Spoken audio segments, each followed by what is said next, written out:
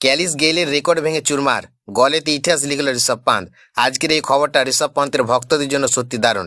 শ্রীলঙ্কার বিরুদ্ধে গলেতে প্রথম টেস্টের প্রথম দিনই ব্যাট হাতে নতুন ইতিহাস লিখলেন ভারতের তারকা wicket keeper batter Rishabh Pant. দলের হয়ে 5 নম্বরে ব্যাট করতে নেমে পন্ত মাত্র 36 বলে অপরাজিত 27 রান করেন।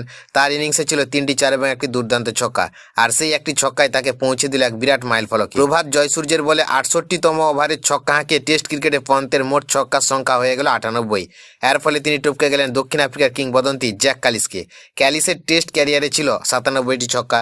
এবার আরও চমকপ্রদ বিষয় হলো 98টি ছক্কা নিয়ে পন্ত এখন ক্রিস গেলের এবং টিম সাউদির সঙ্গে একই তালিকায় রয়েছে। তবে গেল এবং সাউদির তুলনায় অনেক কম ম্যাচ খেলে 98টি ছক্কায় পৌঁছে গিয়েছে পন্ত। আর এখানেই শেষ নয়, পন্তের সামনে এখন ইতিহাসে আরও বড় সুযোগ। চলতি টেস্টে আর মাত্র 2টি ছক্কা মারতে পারলে টেস্ট ক্রিকেটে 100টি ছক্কার মাইল ফলক স্পর্শ করবেন তিনি। এমনটা হলে পন্ত হবেন প্রথম ভারতীয় ক্রিকেটার এবং বিশ্বের মাত্র 4র্থ ব্যাটার যিনি টেস্ট ক্রিকেটে 100 বা তার বেশি ছক্কা মারবেন। এর আগে এই কীর্তি রয়েছে অ্যাডাম গিলক্রিস্ট, ব্র্যান্ডন ম্যাকুলাম এবং বেন স্টোকের। এখন দেখার বিষয়, গলেতে কি সেই ঐতিহাসিক 100 ছক্কার মাইল ফলক স্পর্শ করেন ঋষভ পান্ত।